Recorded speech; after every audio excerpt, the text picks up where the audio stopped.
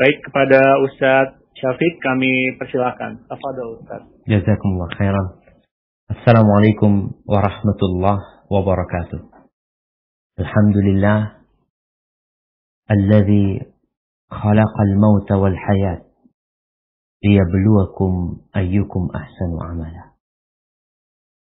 Segala puji bagi Allah Jalla Jalaluh yang telah menciptakan kematian dan kehidupan dalam rangka menguji siapa yang paling baik amalannya. Salawat dan salam semoga tercurahkan untuk Nabi kita Muhammad alaihi salatu wassalam, manusia yang terbaik amalannya, yang terindah ucapannya. Muhammad bersama keluarganya, bersama para sahabatnya, dan orang-orang yang mencintai beliau. Allahumma salli wa sallim alaihi wa ala alihi wa ashabi ajma'in. Amma ba'd. Jamaah rahimakumullah, berbincang tentang sakaratul maut yang mungkin para dokter sering menghadapi. Para dokter yang merawat pasien, kadangkala pasien tersebut harus pergi meninggalkan dunia ini di tangan seorang dokter. Seorang dokter yang kadangkala mengoperasi pasien dan ternyata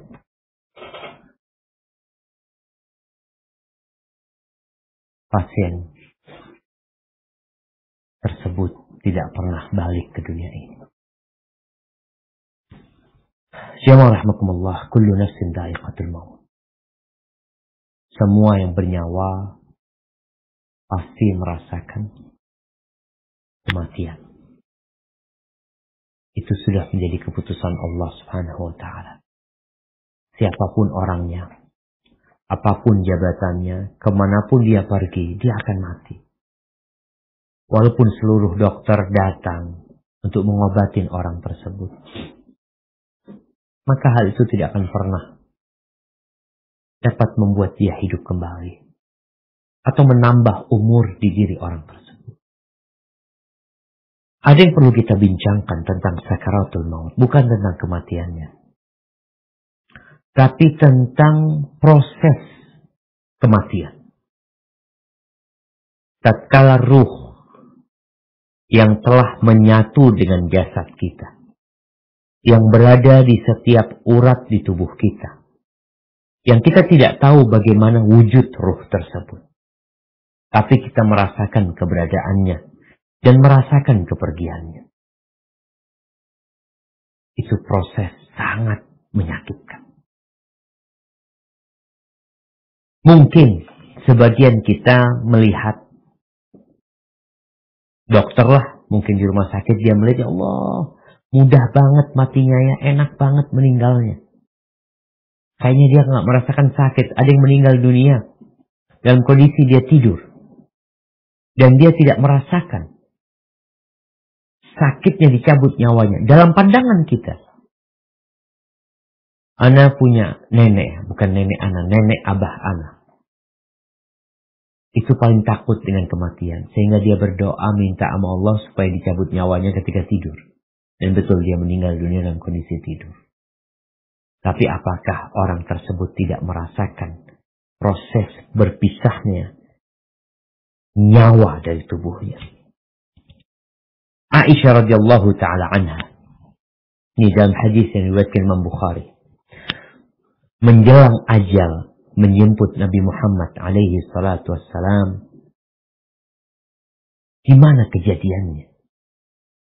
Kadangkala kita hadir di waktu dicabut nyawanya orang tua kita, mungkin saudara kita, sehingga kita melihat tuh proses tercabutnya nyawa tanpa kita melihat nyawa itu sendiri. Tapi kita melihat kakinya jadi dingin ya, kemudian perlahan-lahan pergi. Apa kata Aisyah radhiyallahu taala anha ketika Nabi alaihi salatu wasallam mau meninggal dunia? Di hadapan Nabi itu ada satu bejana kecil dari kulit. Di situ ada air. Nabi SAW, beliau biasa memasukkan tangannya ke dalam wadah tersebut, mengambil air ya, untuk dibasuhkan ke wajah Rasul sallallahu alaihi wasallam. Wa yaqul, dan beliau berkata, La ilaha illallah, inna lil mauti sakarat. Beliau mengatakan la ilaha illallah, sesungguhnya kematian itu memiliki sekarat, kepedihan, penderitaan dari berpisahnya ruh dengan jasad. Faja'ala yaqulu fi rafiqil a'la. Beliau itu sambil menunjuk mengatakan fi rafiqil a'la. Beliau memilih untuk bergabung dengan yang berada di atas sana. Kawan-kawan yang indah yang di tempat yang mulia. Sampai akhirnya beliau dicabut nyawanya dan tangan beliau menjadi lemas. Ini kita bisa melihat tuh, ruh itu pergi. Sehingga kalau kita angkat tangan orang tersebut, dia tetap akan jatuh. Kita gerakkan ke kanan, dia nggak akan balik. Ahibati fillah. Jadi kalau bicara sakaratul maut, apa sakaratul maut? Ia adalah kondisi yang menyakitkan dan penderitaan yang mendalam ketika proses ruh harus keluar dari jasad. Jadi kalau bicara keluarnya ruh, ini dirasakan oleh semua orang. Semua orang merasakannya. Mau orang soleh, mau orang nggak soleh, mau orang mukmin, mau orang kafir. Hanya saja nanti kita akan melihat adanya perbedaan. Bagaimana ruhnya orang kafir dicabut dan bagaimana ruhnya orang beriman dicabut. Anas bin Malik radhiyallahu taala anhu menceritakan tentang putrinya Nabi SAW. Kalau tadi istri Nabi, ini tentang putri Nabi SAW yang hadir ketika ayahnya sedang sakit parah. Anas mengatakan, "Lamma saqulan Nabiyyu sallallahu alaihi wasallam," tatkala kondisi Nabi makin memburuk, ja'ala yataghashahu, faqalat Fatimah, yang namanya penderitaan itu membuat Nabi kadangkala sadar ya, kadangkala beliau pingsan, bangun lagi alaihi salatu wassalam. Ketika melihat seperti itu, apa kata putri Nabi Fatimah radhiyallahu taala anha wa alaiha salam? Dia mengatakan, Abah, dia mengatakan, wahai ayahanda, betapa sakitnya penderitaanmu ini. Wah, karba Abah, dia mengatakan, ya Allah, betapa sakitnya, betapa menderitanya abahku ini. Apa kata Nabi alaihi salatu wassalam? Dia mengatakan, laisa ala karbika karbun ba'dal yawm. Mulai hari ini nggak ada lagi penderitaan buat ayah. Itu penderitaan terakhir yang harus dilewatin. Penderitaan berpisahnya ruh dari jasad kita, jemaah. Mau penyakitnya apapun. Karena kalau bicara orang mati, macam-macam penyakitnya. Ada yang karena jantung. Kita kalau melihat orang mati karena jantung kan langsung berhenti. Oh, enak banget dia matinya. Gak menderita. Dia merasakan. Maka kata Aisyah radhiyallahu taala anha, setelah dia hadir menyaksikan proses kematian suaminya, manusia terindah yang paling dicintai Allah Azza wa Jalla. Apa kata Aisyah? Ma aghbitu ahadan bihawni mautin ba'da alladhi ra'aitu min shiddati mauti Rasulillah sallallahu alaihi wasallam. Yang artinya aku tidak iri kepada siapapun. Aku tidak iri kepada siapapun atas kemudahan kematiannya. Sesudah aku melihat kepedihan kematian pada Rasulullah Sallallahu Alaihi Wasallam. Mungkin ada orang yang secara kasat mata enak banget matinya. Tersenyum ya. Apa-apa dia. Tak sakit. Maka Aisyah memberikan pelajaran buat kita. Bahwasanya ada rasa sakit yang mungkin tidak dilihat oleh orang sekitar. Tapi ada rasa sakit yang ditampakkan sehingga orang di sekitarnya itu melihat. Allah berfirman di surat Qaf ayat 19. Di surat Qaf ayat 19. Nah, silakan dibaca. Surat Qaf ayat 19. A'udzu billahi minasy syaithanir rajim. وجاءت سكرة الموت بالحق ذلك ما كنت منه تحيد. Yang artinya, dan datanglah sakaratul maut dengan sebenar-benarnya. Itulah yang dahulu hendak kamu hindari. Qaf ayat 19. Nah, Allah sudah memutuskan. Sakaratul maut akan datang dengan sebenar-benarnya. Itulah yang kamu selalu lari darinya. Kemana kita lari? Ya, sebagian orang itu berpikir dengan bertambahnya hartanya dia akan selamat dari sakaratul maut. Bertambah tinggi jabatannya, menjadi orang nomor 2, menjadi orang nomor 1, menjadi raja, menjadi penguasa. Dia berpikir dia akan selamat dari sakaratul maut. Enggak ada. Tinggal sebutin orang terkaya di dunia ini. Orang paling berkuasa di muka bumi ini. Ada yang menjadi presiden 40 tahun lebih. Berakhir dengan sakaratul maut. Ada yang jadi penguasa 32 tahun. Berakhir dengan sakaratul maut. Mau lari kemana? Nggak akan bisa. Ini sesuatu yang tidak bisa dihindari. Tapi tinggal bagaimana kita mendapatkan keringanan dalam proses harus berpisah dengan dunia ini. Nah, kemudian Allah berfirman di surat Al-Qiyamah. Ayat 26 sampai 30. Ini bicara dokter lagi kita. Dokter tuh kadang-kala memang berusaha ya. Bagaimana pasien ini nggak mati. Bagaimana pasien ini bisa selamat dari penyakit dia. Kalau bicara dari kematian, nggak ada yang selamat dari kematian. Sekarang dia belum waktunya mati. Jadi kalau ada orang mengatakan, oh dia selamat dari kematian. Enggak, dia belum waktunya mati. Nggak ada yang selamat dari kematian. Yang ada sembuh dari penyakitnya. Tapi selamat dari kematian, enggak. Engkau akan mati.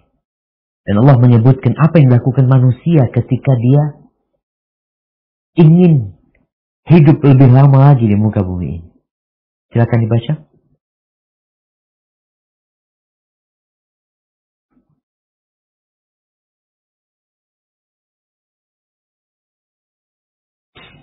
A'udzu billahi minasy syaithanir rajim. Kalla idza balagatit taraqi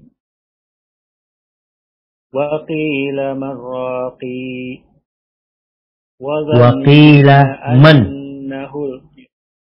Jadi mannya nggak disambung dong. Wa qila man. qila man. Raq. Qila man raqi. Raq. Raq. Wa qila man raq. Wa dhanna annahu al-firaq. Waltafatis saqu bis-saq ila rabbika yawma idzil masaq. Yawma idzinil masaq. Ila rabbika yawma idzinil masaq. Yang artinya tidak apabila nyawa telah sampai ke kerongkongan. Dan dikatakan kepadanya, siapa yang dapat menyembuhkan? Dan dia yakin bahwa itulah waktu perpisahan dengan dunia.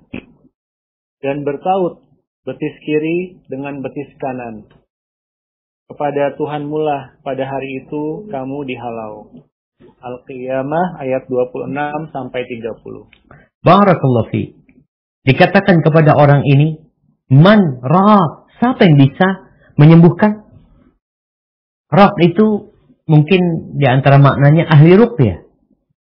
Orang tuh kalau dokter udah nggak mampu, dokter udah angkat tangan, medis udah menyatakan tidak mampu lagi untuk mengobati, biasanya orang cari alternatif. Engkau mau cari alternatif yang mana? Yang mana? Nggak ada. Man raq, nggak ada yang bisa menyembuhkan kau. Ahibati fillah, Shaddad ibn Aus, salah satu sahabat Nabi radhiyallahu ta'ala anhu, beliau pernah menggambarkan kematian. Dia mengatakan al-maut afwa'u hawlin fid dunya wal akhirah 'ala al-mu'min. Jadi kengerian yang paling dahsyat di dunia dan di akhirat bagi orang yang beriman adalah kematian. Kita nggak pernah merasakan, kita akan merasakannya hanya sekali. Maka di sini dijelaskan tentang sakaratul maut. Kalau Nabi aja merasakannya, gimana kayak kita nih? Apa kata Shaddad? Wa huwa asyaddu min nashrin bil manashir. Proses dicabutnya nyawa itu lebih menyakitkan daripada goresan gergaji. Orang digergaji itu, kalau digergaji itu yang merasakan sakit kan cuma tangannya sebenarnya. Artinya ruh di bagian tangan itu yang merasakan. Tapi kan ruh ke seluruh tubuh. Nah, waqar bil maqari, dan lebih menyakitkan daripada digunting-gunting pakai gunting besi. Gunting sininya ya. Kau merasakan sakit, engkau akan teriak-teriak. Dan yang lebih menyakitkan ketika semua ruh itu dikeluarkan dari tubuh. Wa ghalyin fil qudur. Dicabutnya nyawa itu lebih menyakitkan daripada dimasak di air yang mendidih. Walau annal mayyit nusyir. Andai kata ada orang yang mati kemudian dibangkitkan kembali dari kuburnya, lalu dia memberikan informasi kepada penduduk dunia dengan pedihnya kematian, man tafa'u bi'aishin wa la taladzadu binaumin, maka penghuni dunia tidak akan nyaman dengan hidupnya dan tidak akan nyenyak dengan tidurnya. Udah habis. Maka Nabi SAW menyebutkan kematian itu pemutus segala kenikmatan. Ahibati fillah, gimana kalau kematian itu datang tanpa ada persiapan di diri kita? Kita lagi ngobrol sama anak-anak, lagi seneng-seneng sama anak-anak. Gimana tuh kalau tahu-tahu ada orang yang bawa gergaji kita di depan anak-anak kita? Gimana sakitnya kita? Dilihat sama keluarga proses kita digergaji. Belum tentu kau mati. Ini kondisinya itu lebih menyakitkan daripada kau digergaji. Dicabut cabut nyawa yang selama ini menyatu dengan urat-urat di tubuhmu, tahu-tahu dia dilepas jemaah. Sehingga setiap sel dari tubuhmu akan merasakan sakit. Ya, namun kebanyakan orang itu lalai. Sekarang aja nih COVID-19 yang membuat orang kadang-kala siap-siap.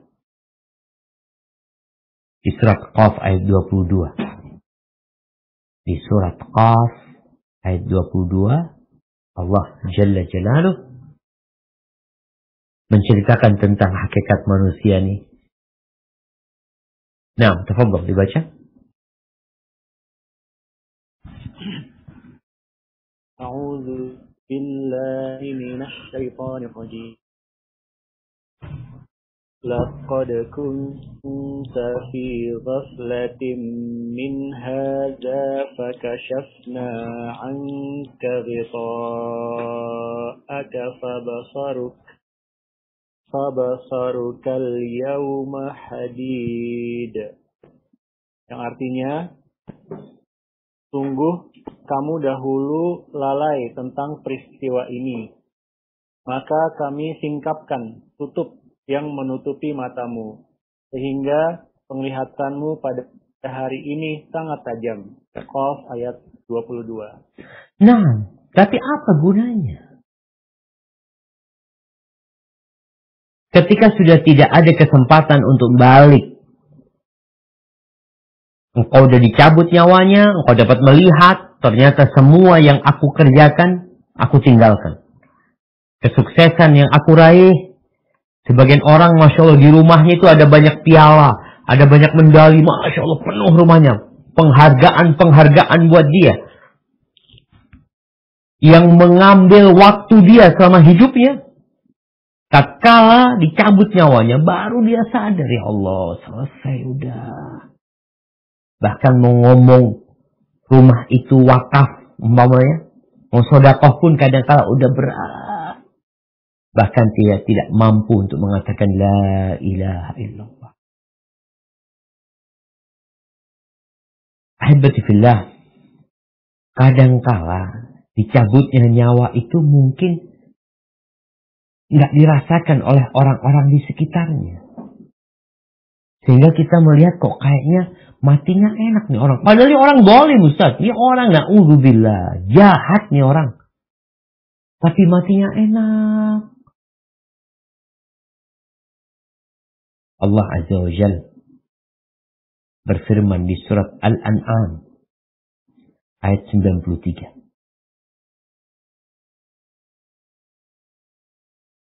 Nah, silakan dibaca di surat Al-An'am ayat 93. A'udzu billahi minasy syaithanir rajim.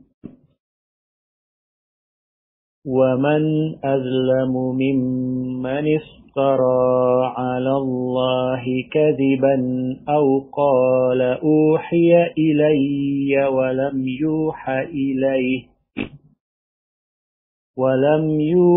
إِلَيْهِ شَيْءٌ وَمَنْ قَالَ سَأُنْزِلُ مِثْلَ مَا أَنْزَلَ اللَّهُ وَلَوْ تَرَى إِذِ الظَّالِمُونَ فِي غَمَرَاتِ الْمَوْتِ وَالْمَلَائِكَةُ بَاسِطُو أَيْدِيهِمْ أَخْرِجُوا أَنفُسَكُمْ الْيَوْمَ تُجْزَوْنَ عَذَابَ الْهُونِ بِمَا كُنْتُمْ تَقُولُونَ عَلَى اللَّهِ غَيْرَ الْحَقِّ وَكُنْتُمْ عَنْ آيَاتِهِ تَسْتَكْبِرُونَ. Yang artinya, siapakah yang lebih zalim daripada orang-orang yang mengada-adakan dusta terhadap Allah, atau yang berkata, telah diwahyukan kepadaku, padahal tidak diwahyukan sesuatu pun kepadanya. Dan orang yang berkata, aku akan menurunkan seperti apa yang diturunkan Allah. Alangkah ngerinya sekiranya engkau melihat pada waktu orang-orang zalim berada dalam kesakitan sakratul maut. Sedangkan para malaikat memukul dengan tangan mereka sambil berkata, keluarkanlah nyawamu. Pada hari ini kamu akan dibalas dengan azab yang sangat menghinakan.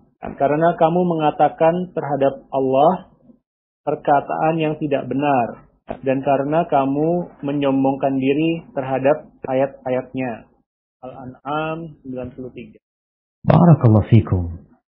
Ini gambaran tentang bagaimana orang kafir mati. Dipukulin ya. Dipukul dia itu supaya mengeluarkan nyawanya. Artinya nyawa orang kafir itu nggak mau keluar. Sehingga dia itu melekat dengan urat-urat di tubuhnya. Ada yang dipaksa untuk keluar.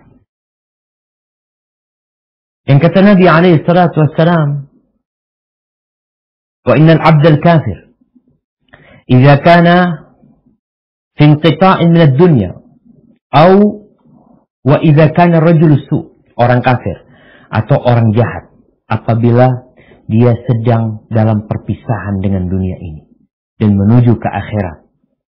Karena kematian itu pintu gerbang menuju ke akhirat. Nazala ilaihi minas sama malaikatun sudul wujuh. Maka akan turun kepada dia dari langit malaikat-malaikat dengan wajah yang hitam. Ma'ahumul musuh. Bersama mereka ada kain yang kasar jamaah. Mereka hitam dan membawa kain yang kasar. Fayajlisuna minhu maddal basar. Kemudian malaikat itu duduk darinya sejauh mata memandang. Dia nungguin ya orang dari arah jauh. Dilihatin ya orang. Kemudian summa yaji'u malakul maut. Kemudian datanglah malaikat pencabut nyawa. Jadi ingat, malaikat pencabut nyawa ini ada malaikat-malaikat yang bertugas untuk mencabut nyawa. Dan ada malaikat pencabut nyawa. Mereka kalau yang tadi itu anak buahnya malaikat pencabut nyawa. Yang jumlahnya banyak. Kemudian datanglah malaikat pencabut nyawa. Hatta yajlisa inda ra'sih. Yang bertugas untuk mencabut nyawanya duduk di kepalanya. Jadi ruh itu dicabut dari arah kepala. Dimulai dari kaki tentunya. Dari arah kepala dimulai dari kakinya yang tercabut nyawanya terlebih dahulu. Fayaqulu ayyatuhan nafsul khabithah. Kemudian malaikat tersebut mengatakan, wahai jiwa yang buruk, ukhruji ila sakhatin minallah wa ghadab. Keluarlah engkau menuju ke murka Allah dan amarahnya. Qala fatufarraqu aw fatafarraqu fi jasadihi fayantazi'uha kama yuntaza'u safudu minas sufil mablul. Akhirnya nih orang ketika disuruh keluar, nyawanya disuruh keluar, karena dia disebutkan menuju kepada murka Allah dan kebenciannya, ruh itu menyebar ke seluruh raganya. Maka kemudian malaikat itu mencabutnya. Tanpa menunda-nunda. Mencabut ruh itu dengan keras, bagaikan mencabut kawat bergerigi dari bulu domba yang basah. Kawat bergerigi dari bulu domba yang basah, jemaah. Kalau hewan itu hidup ditarik, jemaah, ikut itu yang namanya kulitnya atau dagingnya. Lalu setelah itu nih kita bicara perjalanan ruh kemudian. Nabi SAW menceritakan, فَإِذَا أَخَذَهَا لَمْ يَدَعُوهَا فِي يَدِهِ. Ketika malaikat pencabut nyawa sudah selesai mencabut nyawa orang ini, maka ruh itu entah seperti apa modelnya ruh itu.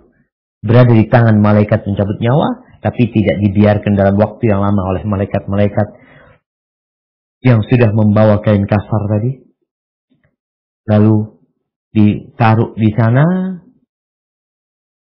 dan ruh itu mengeluarkan aroma yang busuk seperti busuknya bangkai yang paling dahsyat. Padahal keluarganya tidak mencium aroma apa-apa. Bahkan mereka mencium bau parfum, mungkin mereka memandikannya. Kemudian fayas'aduna biha, lalu dibawa, ruh ini dibawa ke langit. Tidaklah mereka melewatin sekelompok malaikat, melainkan mereka bertanya, ma hadzal ruhul khabith? Ruh apa ini yang busuk? Lalu dikatakan, itu ruhnya Fulan bin Fulan. Dengan nama yang paling buruk yang dia dinamakan di dunia. Tapi kalau orang beriman, Nabi SAW mengatakan, itu malaikat sama. Malaikat itu turun dari langit, tapi wajah mereka cerah ya. Kemudian mereka membawa kafan dari kafan surga, parfum dari parfum surga. Kemudian mereka duduk sepanjang mata dia memandang. Lalu datang malaikat pencabut nyawa di kepalanya. Lalu dia mengatakan kepada orang yang harusnya mati ini, ayyatuhan nafsut thayyibah, wahai jiwa yang baik, ukhruji ila maghfiratin minallahi wa ridwan. Keluarlah engkau menuju ampunan Allah dan keridhaannya. Maka akhirnya ruhnya itu keluar. Seperti keluarnya air dari moncong guci. Moncong ceret tuh, gimana tuh air kalau dituangin? Begitu mudahnya. Tapi itu sakit. Sakit. Gimana dengan sakitnya orang kafir? Kalau Nabi SAW merasakan sakitnya dicabut nyawa. Sakaratul maut. Kemudian oleh malaikat-malaikat yang sudah datang duluan itu, mereka menyambut ruh ini, dibungkus dengan kain kafan dari surga, diletakkan di parfum yang wangi, maka dia keluar menuju ke langit seperti sesuatu yang paling wangi yang ada di muka bumi ini. Tidaklah mereka melewati malaikat-malaikat Allah, melainkan mereka bertanya, ini ruhnya siapa kok wangi banget ini ruhnya? Maka dikatakan ini Fulan bin Fulan, dengan nama terindah yang dia dipanggil dengan nama tersebut, atau dinamain dengan nama tersebut di dunia. Habibati fillah. Memang ada hadis yang menjelaskan tentang sakaratul maut yang diringankan. Untuk siapa? Untuk orang yang mati syahid.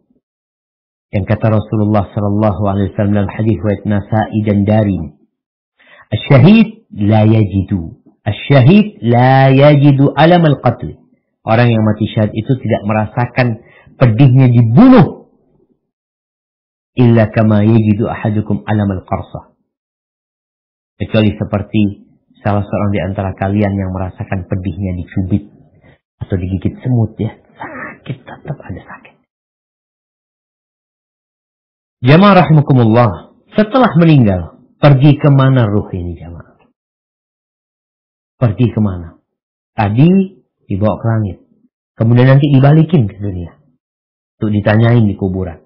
Yang kafir dan yang mukmin. Kemudian setelah itu, Al-Imam Ibnul Qayyim rahimahullahu ta'ala dalam kitabnya Ruh, dia menjelaskan permasalahan yang ke-15.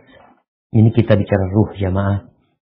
Allah mengatakan, Qulir ruh min amri rabbi, wa ma utitum minal ilmi illa qalila. Katakan urusan ruh itu urusan Allah, urusan Rabbku. Dan kalian tidaklah dikasih ilmu kecuali sedikit.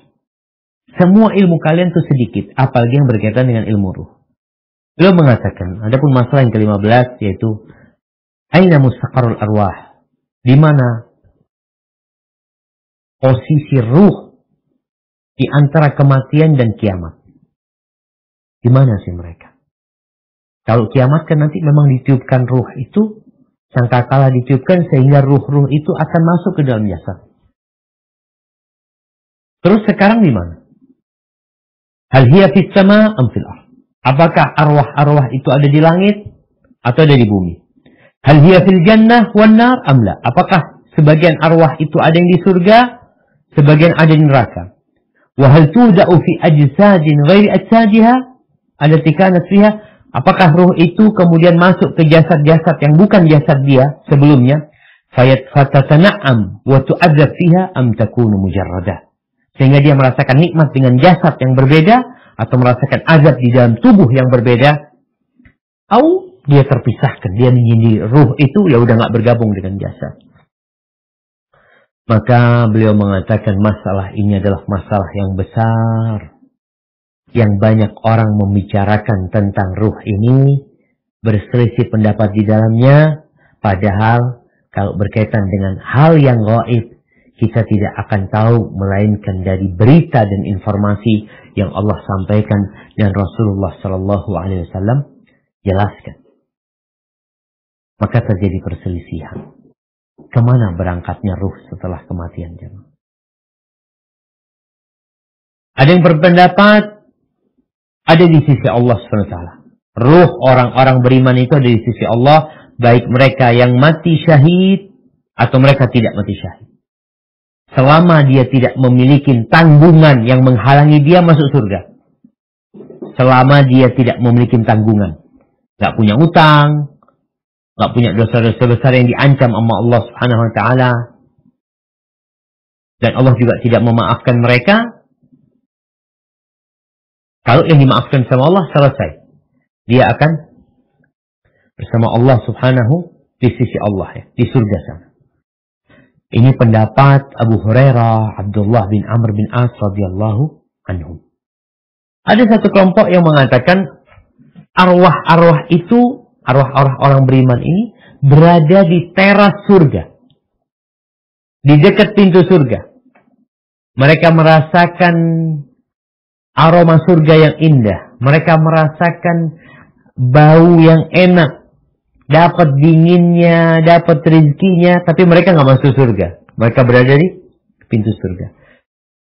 Pendapat yang ketiga mengatakan al-arwah ala afniyati quburiha. Ruh itu akan berada di teras kuburannya.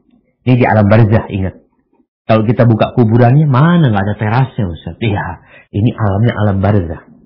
Sebagaimana tadi kita nggak tahu tentang ruh ini, tahu-tahu dia pergi. Ilmu tentang ruh ini tentunya berdasarkan dari Allah dan Rasul sallallahu alaihi wasallam. Ada pendapat waqala Malik, dan Imam Malik mengatakan, balagani anna ruh mursalah tadhhab haitsu syaa. Aku mendapat informasi bahwa ruh itu dibebaskan. Dia itu pergi dan datang semau dia. Tapi tentunya bukan di alam dunia. Nggak ada ruh itu kemudian godain kita ya.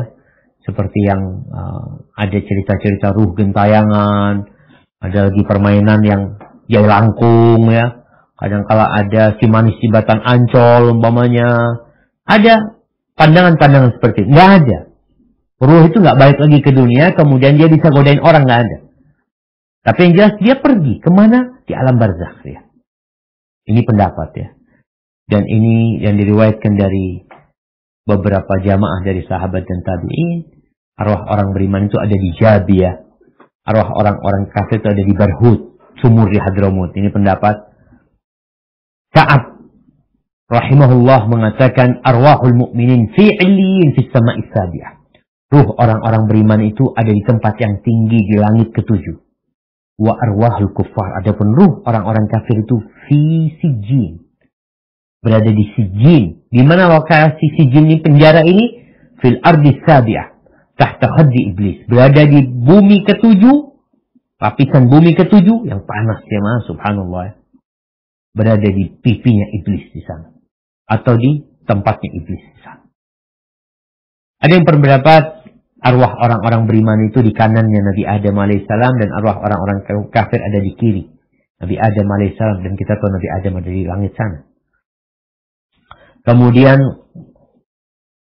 Al-Imam Ibnu Qayyim menjelaskannya. Kalau melihat penjelasan para ulama tentang di mana ruh itu setelah kematian. Kadang-kala ada orang di rumah kok merasakan kayaknya bapak datang. Kok ada yang lewat. Subhanallah. Iya. Kalau melihat pendapat-pendapat yang baru saja disebutkan, sebenarnya ruh yang berada di alam barzakh itu pun kondisinya bertingkat-tingkat. Tempat mereka juga berbeda-beda. kondisi mereka juga nggak sama satu sama lainnya. Kalau di dunia kita melihat ya, banyaknya keragaman manusia. Ada yang kaya, ada yang miskin. Ada yang rumahnya ada kolam renangnya. Ada rumahnya yang pakai AC. Ada orang yang nggak punya rumah. Ada yang rumahnya ngontrak. Ada yang rumahnya bocor. Dalam kehidupan dunia, orang tuh bertingkat-tingkat. Dalam kehidupan di alam barzakh pun, mereka lebih bertingkat-tingkat. Tapi, perbedaannya apa? Ketika di dunia, mereka tergantung rezeki yang Allah berikan. Tergantung rezeki yang Allah berikan. Yang kaya Allah kasih rezeki lebih, yang miskin Allah kasih rezeki dikit. Bukan karena amalan. Padahal kita lihat yang miskinnya lebih taat sama Allah daripada itu yang kaya. Duitnya juga buat maksiat. Jadi di dunia pembagiannya itu, tingkat-tingkat itu, bukan karena kejujuran, bukan karena amal saleh, bukan karena kegigihan kerja dia, bukan karena keringat dia, enggak. Tapi karena rezeki yang Allah berikan sebagai ujian. Tapi nanti di alam barzakh itu, perbedaan tingkatan itu sesuai dengan amalan. Yang pertama, kalau bicara ruhnya para nabi. Di mana ruhnya para nabi? Maka tentunya berada di tempat yang paling tinggi, yang paling mulia. Fir rafiqil a'la. Di langit sana. Berkumpul sama malaikat-malaikat Allah. Sebagaimana Aisyah radhiyallahu ta'ala anha mendengar ucapan Nabi SAW ketika hendak dicabut nyawanya, beliau mengatakan fir rafiqil a'la, fir rafiqil a'la. Tempat sana bersama kawan-kawan yang ada di tempat yang tinggi sana. Dan di sana pun posisi mereka berbeda-beda. Nabi Ibrahim berada di langit keberapa, Nabi Musa berada di langit keberapa, Nabi Isa di langit keberapa, Nabi Adam di langit keberapa. Jadi mereka pun berbeda-beda. Di tempat yang tinggi pun mereka berbeda-beda. Jadi Nabi ingin bergabung dengan mereka yang berada di atas sana. Maka beliau mengatakan fir rafiqil a'la. Jadi tidak ada keraguan tentang ruhnya para nabi di mana. Mereka ada di tempat sana. Adapun yang kedua, ruhnya orang yang mati syahid. Orang ini mati terbunuh di medan perang. Di mana dia? Jadi kalau bicara mati syahid ini kan, memang ada orang yang sakit perut, dapat pahala orang mati syahid. Tapi dia bukan mati syahid sebenarnya. Dia bukan mati medan perang. Namun dia mendapatkan balasan. Mendapatkan bagian dari pahala orang yang mati syahid. Beliau mengatakan tentang ruhnya orang-orang yang mati syahid ini. Allah berfirman di surat Ali Imran ayat 169. Mungkin bisa dibuka. Surah Ali Imran ayat 169. Nah, surat Ali Imran ayat 169. Nah, tafadhal.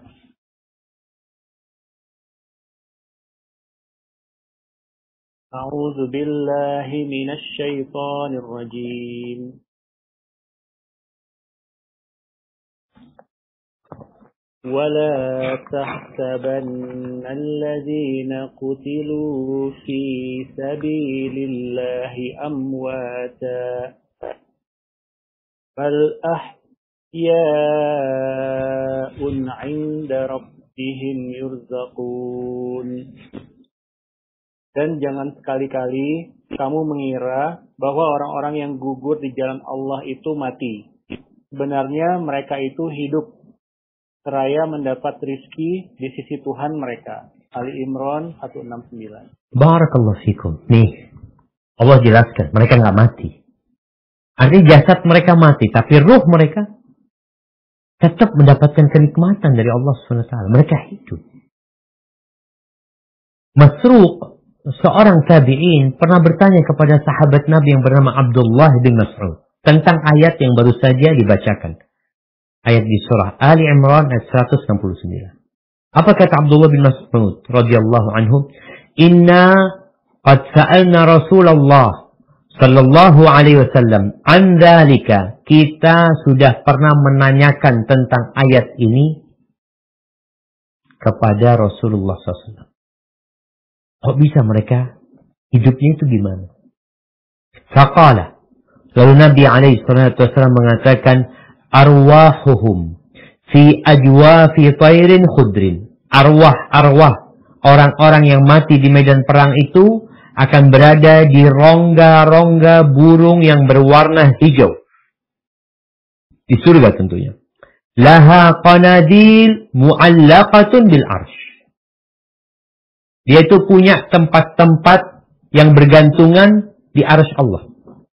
Tempat untuk singgahnya. Ruh itu. Seperti qindil itu lampu yang bergantung. Tasrahu minal jannah haitsu sya'at. Dia pergi semau mereka di surga. Tsumma ta'wi ila tilkal qanadil. Kemudian dia istirahatnya di gantungan-gantungan yang dibawa arsy itu. Hadis ini diriwayatkan Imam Muslim. Apa kata Al-Qadhi Iyad rahimahullahu ta'ala ketika menjelaskan hadis ini? Wa fihi, dan dalam hadis ini ada dalil yang menjelaskan bahwa ruh itu nggak panah. Bukan hilang tahu-tahu enggak. Fayuna'amul muhsin, yang berbuat baik akan mendapatkan kenikmatan. Wa yu'azzabul musi, yang berbuat jahat akan mendapatkan azab, ruhnya. Wa qad jaa'a bihil Qur'an wal athar, dan telah disebutkan dalam Al-Qur'an Karim, dalam asar-asar, wa huwa madhhabu ahli sunnah, dan itu adalah madhab ahli sunnah wal jamaah. Ahibati fillah, Ja'far nih yang mati syahid, sepupu Nabi alaihissalatu wassalam. Nabi mengatakan alaihissalatu wassalam, Ra'aitu Ja'far bin Abi Talib. Aku melihat Ja'far bin Abi Talib. Nabi masih di dunia nih. Nabi sudah melihat Ja'far bin Abi Talib. Malakan yasiru fil jannah ma'al malaika bijanahin. Dia seakan-akan jadi malaikat yang memiliki dua sayap, yang dia terbang dengan kedua sayap itu di surga bersama malaikat. Subhanallah. Dicerita lagi ada Harithah, salah satu sahabat Nabi, ketika meninggal dunia pada hari Badar, ibunya itu datang. Harithah ini kalau nggak salah meninggal dunia karena panah nyasar kepada dia. Perang belum dimulai, dia udah mati. Udah kena pasarnya. Kena panah yang nyasar.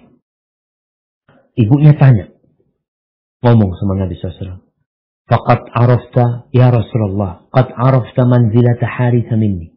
Wahai Rasulullah, engkau telah tahu kedudukan Harithah di hatiku. Fa iyakun fil jannah sabartu wahtasabtu. Kalau dia di surga, aku akan sabar. Dan aku akan berharap pahala sama Allah Azza wa Jalla. Kalau dia di surga. Wa in takunil ukhra tara ma'asa. Tapi kalau ternyata dia nggak di surga, maka engkau akan melihat apa yang aku akan perbuat. Dulu tuh di awal-awal Islam masih diperbolehkan meratapi orang yang mati. Kemudian dilarang. Ibunya mengancam itu. Qalat wayah. Engkau apa nggak tahu katanya? Jannatun wahidahiyah. Apakah engkau pikir surga itu cuma satu? Innaha jinanun katsira. Ada banyak surga itu. Wa innahu fi jannatil firdaus. Anakmu itu sekarang berada di surga firdaus. Allah jamaah, gimana bahagianya ibu ya. Ibu tuh kalau dikasih tahu anaknya juara satu, anaknya diterima kerja, anaknya jadi ini, jadi itu. Nih bagaimana ibunya Harithah mendapatkan informasi langsung dari pembawa wahyu bahwa putranya berada di surga yang paling tinggi. Maka jangan dikira mereka itu mati. Mereka mendapatkan nikmat dari Allah SWT. Baik. Yang ketiga, arwahnya orang-orang soleh yang beriman. Tadi kan yang mati syahid. Ada nas khusus menjelaskan mereka. Ternyata orang-orang mukmin ini, yang soleh ini, dia akan menjadi burung-burung di surga. Kata Nabi SAW dalam hadis yang diriwayatkan Imam Malik, Nabi mengatakan, Innama nasamatul mu'min ta'irun ya'luqu fi syajaril jannah hatta yab'athahu Allah ila jasadihi yawma yab'athuhu. Sesungguhnya jiwa seorang mukmin itu akan menjadi burung yang bergantung di pohon-pohon surga. Ini berbeda dengan orang yang mati syahid. Nabi menjelaskan, dia berada di burung-burung yang hijau. Dan mereka akan tempatnya itu bukan pohon-pohon surga aja, tapi ada gantungan-gantungan yang di bawah arsy Allah. Kalau orang mukmin yang soleh, dia akan berada di burung-burung di surga itu. Hatta yab'atsahu Allah ila jasadihi yauma yab'atsuhu. Sampai dia nanti dibangkitkan pada hari kiamat. Ketika ditiupkannya sangkakala, ruh itu akan kembali ke jasadnya masing-masing. Ahibati fillah. Para ulama menjelaskan. Hadis-hadis Nabi SAW itu ada yang menjelaskan tentang berkumpulnya ruh dengan tubuh di dalam kubur. Dalam barzah ada hadis-hadis yang menjelaskan bahwasanya ruh itu balik ke tubuhnya, baik mendapatkan nikmat atau mendapatkan azab. Tapi ada hadis-hadis lain yang menjelaskan bahwasanya ruh itu sendiri berada di tempat. Seperti tadi di surga Allah Azza wa Jal, bagaimana ruhnya Nabi Muhammad SAW atau arwahnya para nabi yang dijumpai Rasulullah SAW, mereka diwujudkan dalam wujud mereka, tapi berada di tempat sana. Jasadnya ada di bumi. Kemudian, kalau kita melihat itu, semua hadis itu hak, benar. Jadi kita mengimaninya. Jadi kapan ruh itu ada yang berkumpul dengan jasadnya, ruh itu yang berpisah dengan jasadnya, dia akan berada di surga Allah Azza wa Jalla. Jadi seperti itu kita mengimaninya. Yang keempat, arwah ini sebenarnya jamak dari kata ruh. Bahasa Arab itu, ruh itu satu, kalau arwah itu banyak. Kalau dua itu ruhani, kalau kita dengar rohani, ruhun, ruhani, arwah. Satu ruh, dua ruh, arwah itu ruh yang banyak. Arwahnya orang-orang yang melakukan kemaksiatan, mereka berada dalam azab Allah Subhanahu wa taala. Di mana? Di alam barzakh sana. Berada di tempat yang paling rendah, disiksa di sana. Bagaimana cerita Nabi alaihi salatu wassalam ketika beliau Isra Mi'raj, beliau melihat tuh ada orang-orang yang kepalanya dikepruk itu dipukul pakai ama palu ya sampai hancur ya. Ada orang laki-laki perempuan yang telanjang ya, mereka berada di tungku atau di panci yang bawahnya itu besar, atasnya itu kecil, dibakar di bawahnya. Ada yang berada di sungai dari darah, ada banyak azab yang diberikan kepada mereka. Bagaimana Nabi SAW ketika lewat kuburan ya, beliau mengatakan ini orang sedang disiksa di sana.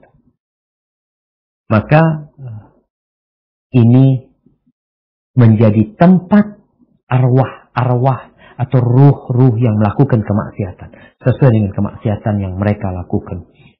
Kemudian Ibnu Qayyim rahimahullahu taala menjelaskan ada kondisi orang yang tertahan di pintu surga. Ruhnya itu tertahan. Tadi kan ada ruh orang yang beriman kan? Masuk ke surga. Menjadi burung-burung yang berterbangan di surga. Berada di pohon-pohon surga. Tapi ada orang yang tertahan di pintu surga. Sebagaimana dalam hadis yang diriwayatkan oleh Abu Dawud, di mana Nabi SAW selesai beliau mensolatin jenazah, beliau bertanya, "Ahahuna min ali fulan ahad?" Apakah ada di sini dari keluarganya fulan? Ada enggak? Orang-orang pada diam. Nabi bertanya yang kedua. Ada enggak dari keluarganya fulan? Sampai yang ketiga.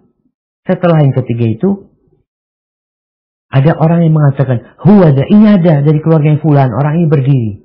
Sambil dia menarik sarungnya dari ujung orang-orang. Faqala lahu Nabi SAW. Nabi lalu bertanya kepada dia. Ma mana'aka, apa yang membuatmu ketika aku panggil pertama dan kedua itu, engkau kok nggak jawab?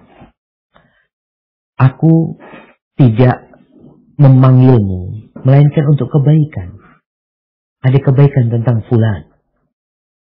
Ada satu orang dari keluarganya dia Ma'surun bidainihi anil jannah. Ma'surun bidainihi anil jannah. Dia itu tertahan gara-gara hutangnya dari masuk surga. Fa in syi'tum fafduh wa in syi'tum fa aslimuhu ila adzabillah azza wa jalla. Kalau kalian mau, ya udah biarin, bayarin kalian. Supaya dia bisa masuk surga. Kalau enggak, ya biar dia diazab nantinya. Gara-gara tanggungan dia. Di riwayat lain disebutkan, Ra'aitu sahibakum mahbusan ala babil jannah. Aku melihat tuh saudara kalian, kawan kalian tuh tertahan di pintu surga. Jadi orang yang mati syahid, kita tahu keutamaan orang yang mati syahid ya. Dengan awal tetesan darah dia itu dia diampuni dosa-dosanya. Dia langsung dimasukkan ke surga. Tapi kalau dia punya utang, tertahan dia di pintu surga. Ruhnya itu nggak bisa masuk. Untuk mendapatkan nikmat yang sudah Allah sediakan. Maka jangan meremehkan hutang. Kemudian, ya, di sini yang keenam, ada yang tempatnya itu di pintu surga. Ibnu Qayyim mengatakan, wa minhum man yakunu maqarrahu babul jannah, ada yang tempatnya di pintu surga, sebagaimana sabda Nabi SAW atau hadis Ibnu Abbas yang mengatakan asyuhada ala bariqi nahrin bi babil jannah fi qubbatin khadra yakhruju rizquhum minal jannah bukratan wa ashiya. Jadi orang-orang yang mati syahid ini, riwayat lain mengatakan mereka berada di dekat sungai yang ada di pintu surga, di kubah yang warnanya hijau. Rizki mereka datang kepada mereka siang dan petang, pagi dan petang datang kepada mereka. Tapi ini kemudian ada pun orang-orang kafir, ya kita sudah dengar tadi bagaimana ruh itu dikembalikan ke bumi di tempat yang terendah, kemudian mereka merasakan azab di sana. Bagaimana dengan bayi-bayi? Kalau bayinya orang muslim, insya Allah ikut orang-orang Islam. Adapun bayinya orang-orang kafir, ya ada perbedaan pendapat, tapi yang rajih mereka berada di surga Allah SWT. Hadza wallahu a'lam bishawab. Itu cuma mungkin yang bisa kita kaji pada kesempatan kali ini. Intinya dalam masalah-masalah yang gaib, yang kita nggak punya ilmunya. Mungkin kedokteran bisa meneliti tentang ruh ya, tentang macam-macam dia berangkat kemana. Ketika orang itu mati, mungkin dikurung ya, ditaruh tempat yang kedap suara atau kedap apapun supaya ruhnya itu nggak keluar, dia pergi. Dan setelah itu dia akan kembalikan ke jasadnya, baik itu di kuburnya, dia akan ditanyai, nanti dia akan berpisah lagi setelah itu, yang mendapatkan nikmat dari Allah SWT, dan kemudian masuk surga menjadi burung-burung yang berterbangan, pergi kemana saja dia suka, sesuai dengan hadis-hadis yang disampaikan oleh Rasulullah sallallahu alaihi wasallam. Hadza wallahu a'lam bishawab. Mungkin kita masuk ke sesi tanya jawab. Nah, tafadhal. Barakallahu fiik, jazakallahu khair Ustaz Syafiq atas penjelasannya. Jadi mengenai sakaratul maut dan kemana ruh pergi setelah kematian ya. Tadi Ustaz menjelaskan ada beberapa tempat yang sudah Nabi jelaskan. Baik, Ustaz, ini ada pertanyaan dari dokter.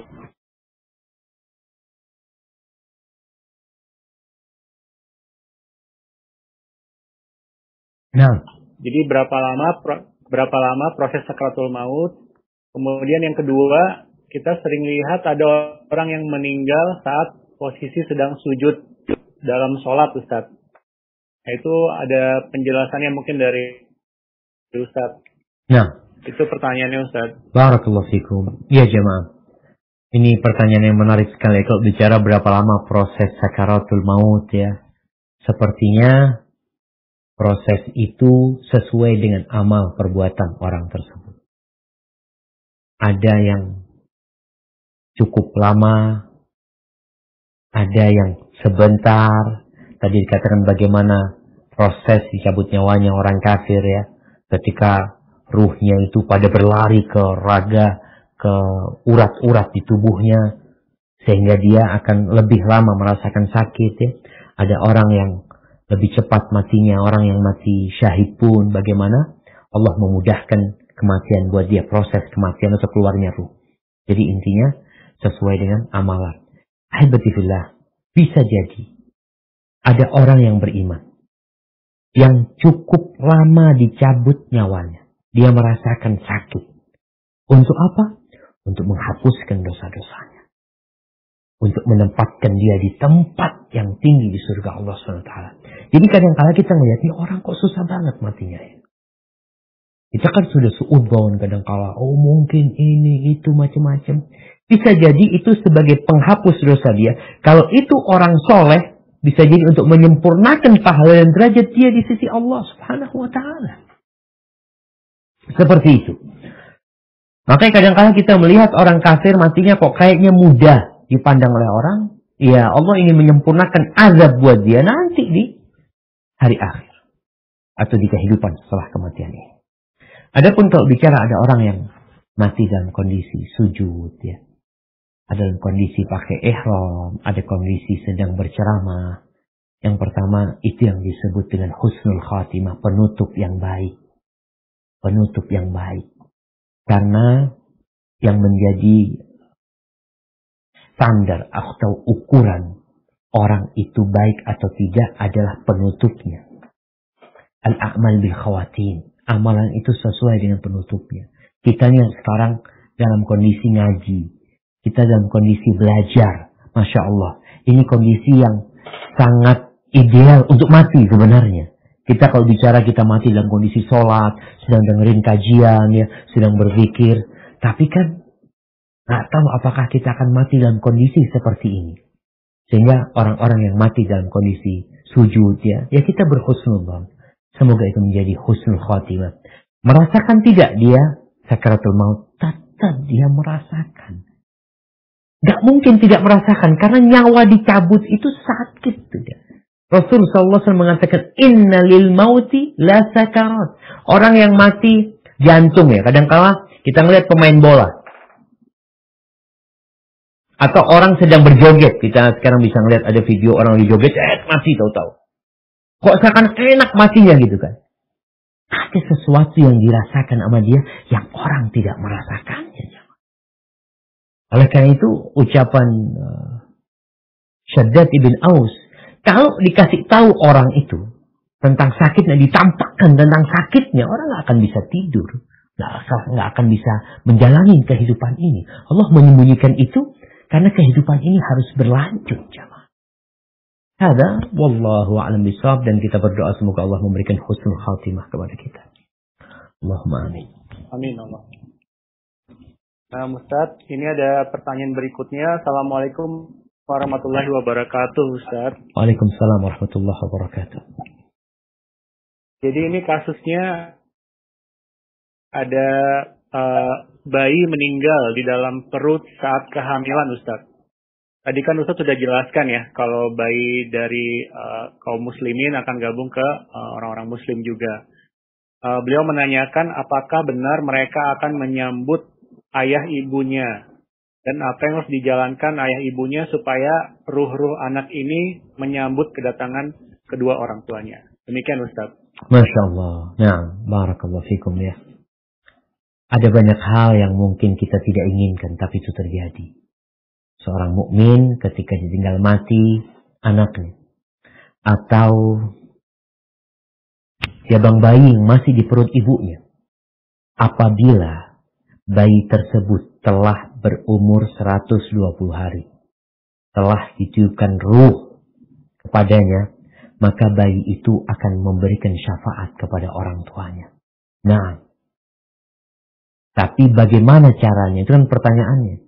Bagaimana supaya bayi itu bisa memberikan syafaat kepada orang tuanya? Yang pertama, orang tuanya bersabar. Menerima kondisi tersebut. Bagaimana orang yang bersabar? Allah sudah sebutin di Al-Quran Al-Karim.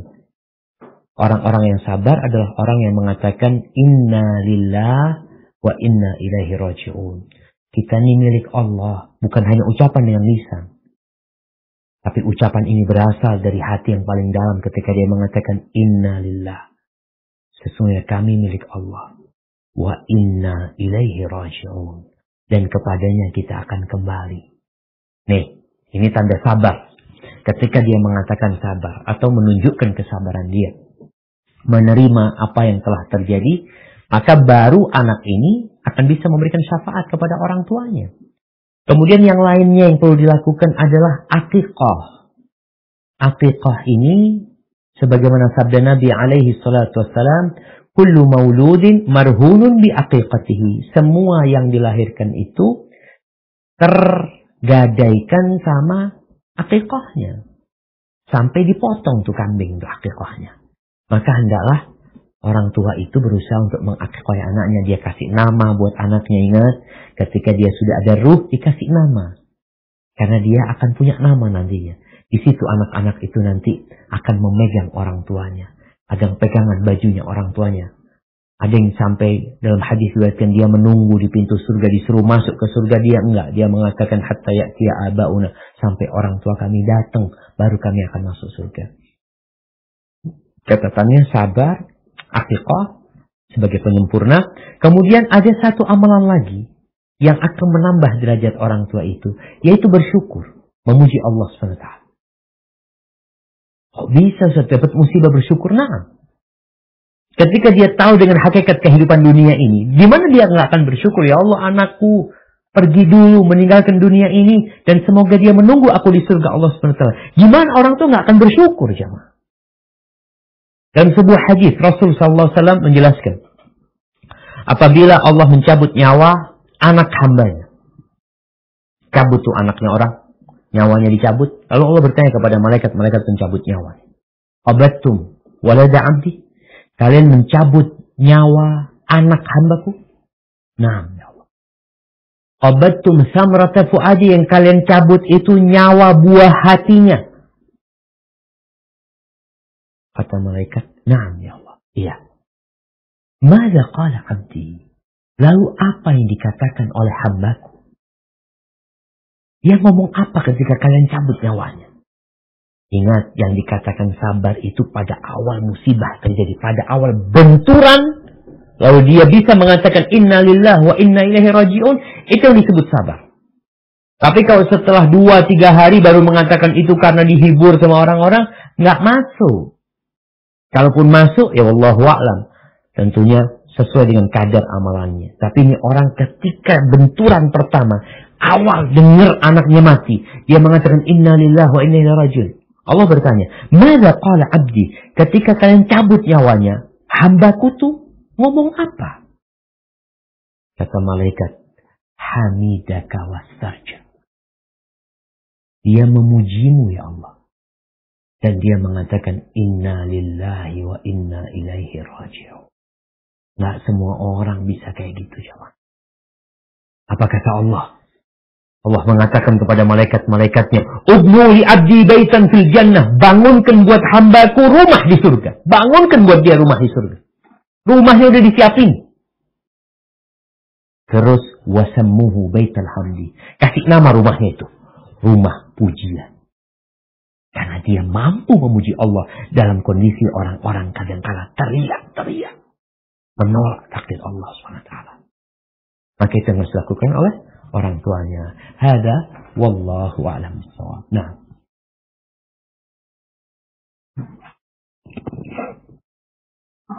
Ustaz, berikutnya ini ada pertanyaan dari Dr. Irwan, Ustaz. Assalamualaikum Ustaz. Waalaikumsalam warahmatullahi wabarakatuh. Jadi beliau menanyakan bagaimana pendapat Ustaz tentang orang yang katanya punya indera keenam bisa berkomunikasi dengan arwah. Dan ini diliput oleh TV, kemudian banyak orang melihat aksinya. Terima kasih Ustaz. Barakallahu fiikum. Ya jemaah, kalau bicara komunikasi sama arwah ini, mungkin di Indonesia sudah ada yang namanya jailangkung. Ya, udah. Gak perlu orang indera keenam. Antum mau berkomunikasi sama jin. Kita tahu yang diajak komunikasi itu bukan ruh orang-orang yang sudah mati. Bukan. Mereka itu udah ditangkap sama malaikat. Ditaruh di kafan sana. Tinggal dua tempat mereka. Imam mereka diazab, imam mereka mendapatkan nikmat. Nggak bisa jalan-jalan ya, ngopi ke tempatnya fulan gitu lah. Anak kok kangen sama kopi di tempat itu, ruhnya berangkat ke sana. Nggak ada. Maka kalau dikatakan ada orang yang punya indera keenam, dia itu sedang melihat jin. Jin itu menampakkan dirinya kepada dia. Jin ini pembohong. Allah cerita tentang bagaimana jin di surat jin tersebut ya. Maka dia mengaku, kamu dari mana? Oh, saya jin dari Amerika. Atau dari mana?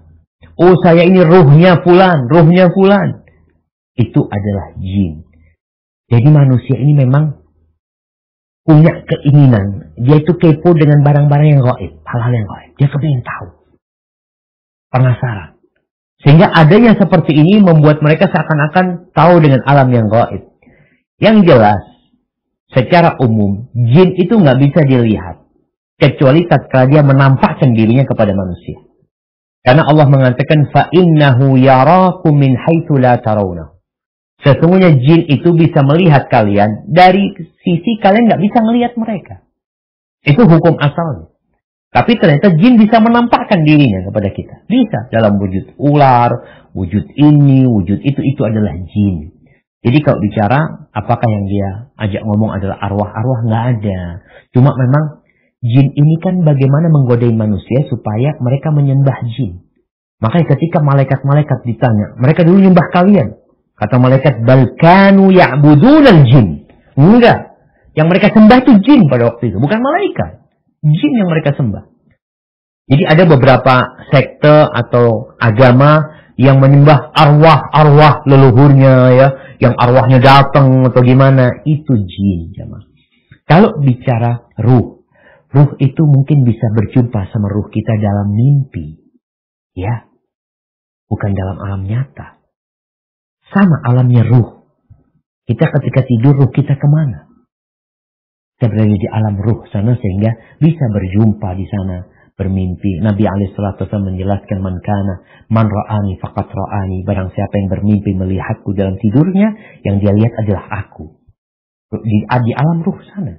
Kenapa? Fa inna syaitan la yatamassalu bi.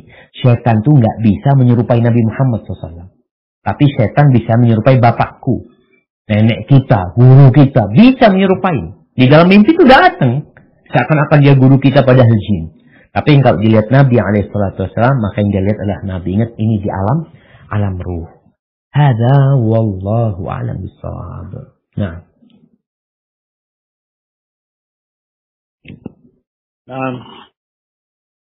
Baik Ustadz, ini pertanyaan berikutnya kayaknya dari langganan yang ikut kajian kita nih, dari fisioterapi RCM.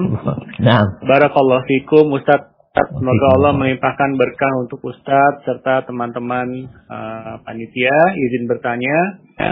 Ini pertanyaannya borongan 6 nih Ustadz. Kita pilih aja 2 Ustadz ya. Siap. Yang pertama, bagaimana caranya atau amalan untuk mendapatkan sakaratul maut yang ringan, Ustaz, dan meninggal husnul khotimah. Ini mungkin pesan inti kajian kita hari ini ya. Nah. Lalu yang kedua, ini saya pilih 2. Apakah orang tua yang sudah meninggal, lalu anaknya ini berbuat salah di dunia, ini berdampak pada orang tuanya di alam kubur? Nah, barakallahu fikum. 2 pertanyaan Ustaz. Siap.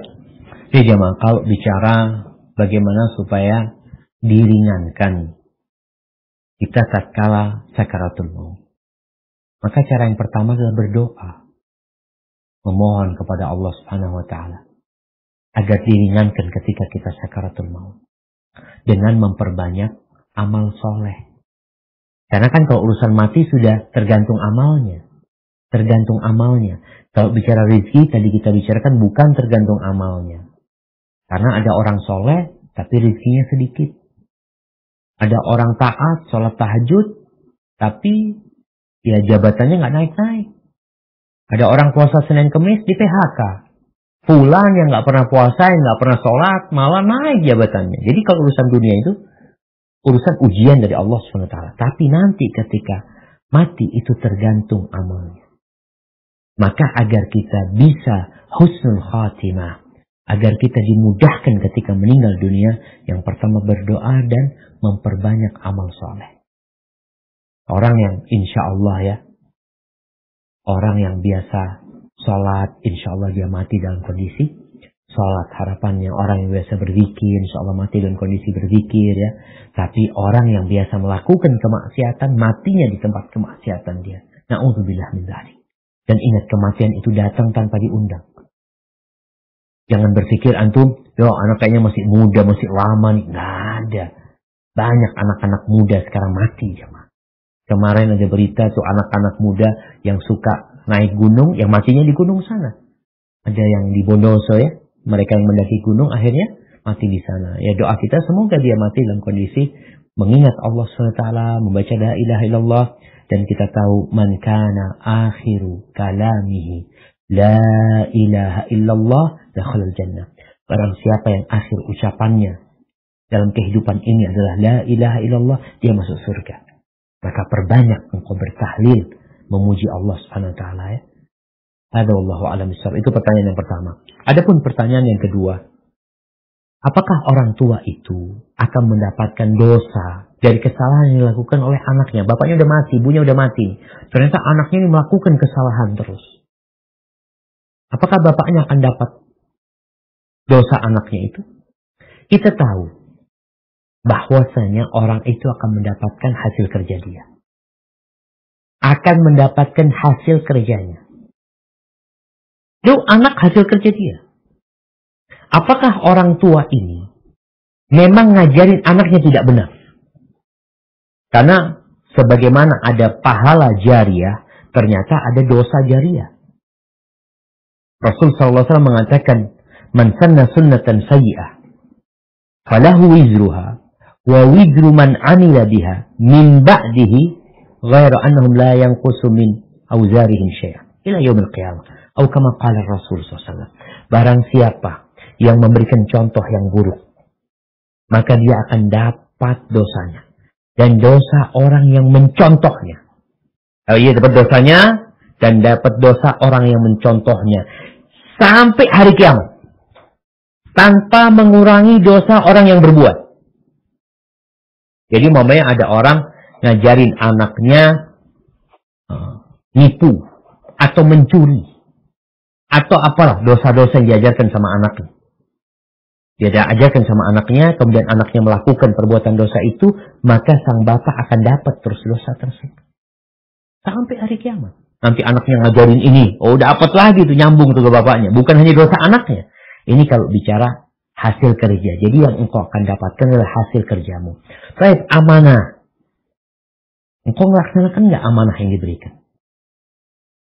Kalau bicara orang tua wajib ngajarin anaknya sholat. Wajib ngajarin anaknya sholat. Engkau ajarin enggak? Kalau ternyata enggak. Bahkan orang tuanya enggak sholat. Anaknya enggak diajarin sholat. Ini anak nyontoh bapaknya enggak sholat. Maka engkau akan mendapatkan dosa tersebut nanti. Na'udzubillah min dzalik ya. Semoga kita bisa memahami kewajiban-kewajiban kita. Dan kita berdoa buat anak-anak kita. Semoga mereka jadi anak-anak yang soleh, yang berbakti sama orang tuanya. Dan kita bisa masuk surga bareng bersama mereka. Hada wallahu a'lam bissawab. Jazakallahu khair Ustaz atas jawabannya. Masih bisa ya Ustaz ya? Siap, masih ada 5 menit lagi dok. Ustaz, ini pertanyaan dari rekan kita nih Ustaz. Assalamualaikum Ustaz. Waalaikumsalam warahmatullahi wabarakatuh. Kami dari tim Bon Join Kencana nih Ustaz. Tim tulang dan sendi nih, RSCM Kencana. Masya Allah. Kami sering bertemu yang sedang mengalami sakaratul maut dan dari keluarganya saat ditaklilkan dengan menyebut ya Allah, ya Allah, ya Allah 3 kali. Katanya biar memudahkan yang sakaratul maut. Itu bagaimana Ustaz? Setahu kami itu tidak benar, harusnya mengucapkan la ilaha illallah. Nah, ada jawaban Ustaz. Ya, barakallahu fikum. Iya jemaah, sebenarnya yang perlu diucapkan itulah la ilaha illallah. Jadi kita ketika mentalkin itu, proses mentalkin orang yang mau meninggal dunia, kita ajak dia mengatakan la ilaha illallah. Dia ngucapin nggak? Ini yang jadi pertanyaan. Kalau dia mengucapin, alhamdulillah, selesai sudah. Jangan dia ngomong. Ketika dia ternyata ngomong ini, ngomong itu, masih ngelantur ini itu, kita talqinin lagi. Lakinu mautakum la ilaha illallah. Talqini orang yang mau mati di antara kalian dengan la ilaha illallah. Talqini sih. Ustaz takut nanti dia ngomong la ilaha mati. Kita ini nggak tahu. Ini orang soleh apa enggak? Mungkin dia memang, kalau dia orang soleh. Jadi ini tergantung amalnya jamaah. Orang bisa mengatakan la ilaha illallah itu bukan karena dia orang Arab. Oh, fasih bahasa Arab. Bisa dia la ilaha illallah. Ini sudah bergantung kepada amalnya. Kita diperintahkan untuk membantu dia, mengingatkan dia dengan la ilaha illallah. Ketika dia tidak mampu mengatakannya, ya mungkin memang amalan dia. Tapi kita mengingatkan. Sehingga dilakukan adalah sampaikan kepada dia, qul, katakan la ilaha illallah. Atau kita bisikan la ilaha illallah. Kalau dia mengikuti la ilaha illallah, udah diam. Nggak harus 2-3 kali, nggak usah. Dia mengatakan itu sekali, selesai sudah. Tapi ketika dia nanti mengucapkan ucapan yang lainnya, baru kita ajarin dia lagi. Ajak dia lagi mengatakan la ilaha illallah. Kalau bisa disuruh ya, kadang-kadang kan orang ini bingung. Wah, bang, mas, katakan la ilaha illallah. Suruh dia. Kalau memang dia dalam kondisi memang tegang gitu, perlu disuruh. Kadang-kadang orang hilang konsentrasinya. Ya kita perlu suruh. Tapi kalau cuma disebutkan la ilaha illallah dia mengikuti, alhamdulillah. Hadza wallahu a'lam bishawab. Nah, kayaknya pertanyaan terakhir nih, Dok. Nah, Ustaz, ini ada pertanyaan, mungkin ini pertanyaan terakhir, tadi Ustaz sudah sampaikan. Assalamualaikum. Waalaikumsalam warahmatullahi wabarakatuh. Mohon izin bertanya, apakah benar meninggal di hari Jumat adalah tanda husnul khotimah? Lalu bagaimana dengan orang muslim yang tampaknya jarang beribadah tapi meninggal di hari Jumat? Itu pertanyaan Ustaz. Barakallahu fiikum. Iya jemaah. Berkaitan dengan hadis yang meninggal di hari Jumat itu tanda-tanda husnul khatimah ya. Pertama, hadis itu diperselisihkan oleh para ulama. Kita tahu dengan keutamaan hari Jumat. Ada orang kafir mati hari Jumat mungkin. Ada orang muslim mati hari Jumat. Ada orang nggak taat mati hari Jumat. Maka sebagian ulama mengatakan berkaitan dengan hadis itu dhaif sehingga tidak bisa dijadikan sandaran. Cuma kita bisa berharap mudah-mudahan husnul khatimah. Nabi kita Muhammad alaihissalam meninggal hari apa? Hari Senin. Bukan hari Jumat. Beliau meninggalnya hari Senin, di hari beliau lahir. Dan kita tahu hari Senin itu hari diangkatnya amalan, hari Kamis hari diangkatnya amalan. Jadi berkaitan dengan hadis yang berkaitan hari Jumat itu termasuk tanda husnul khatimah. Ya, memang hadis itu ada dan diperselisihkan kesahihannya oleh para ulama. Penguasa Syekh bin Baz termasuk yang membaifkan hadis tersebut. Sehingga beliau mengatakan tidak ada ketentuan hari untuk orang yang meninggal dunia. Tapi semua tergantung dengan amalannya. Ketika orang itu orang soleh, orang baik, meninggal hari apapun, semoga itu menjadi husnul khatimah buat dia. Ketika orang itu ya orang yang buruk, walaupun dia mati di hari Jumat, ya bisa jadi itu bukan meringankan azab buat dia. Jadi seperti itu memang masalahnya ada perselisihan pendapat di antara para ulama tentang kesahihan hadis tersebut. Ada wallahu a'lam bishawab. Tapi sekali lagi kita berbaik sangka ketika ada saudara kita yang meninggal hari Jumat, yang mudah-mudahan itu hari baik dan mudah-mudahan diampuni dosa dia. Ketika orang meninggal hari Sabtu pun kita doakan dia, kita berbaik sangka dengan dia. Kalau dia memang orang yang soleh, mati hari Ahad pun kita juga berbaik sangka sama dia. Semoga Allah mengampuni dosa-dosanya dan semoga dimasukkan ke surga Allah SWT. Hadza wallahu a'lam bishawab. Mungkin itu yang bisa Anda sampaikan. Ana mohon maaf sama dokter ya, karena memang ada acara setelah ini. Ana mohon undur diri. Mungkin dokter bisa melanjutkan bersama yang lainnya. Subhanakallahumma bihamdika asyhadu an la ilaha illa anta astaghfiruka wa atubu ilaik. Wassalamualaikum warahmatullahi wabarakatuh.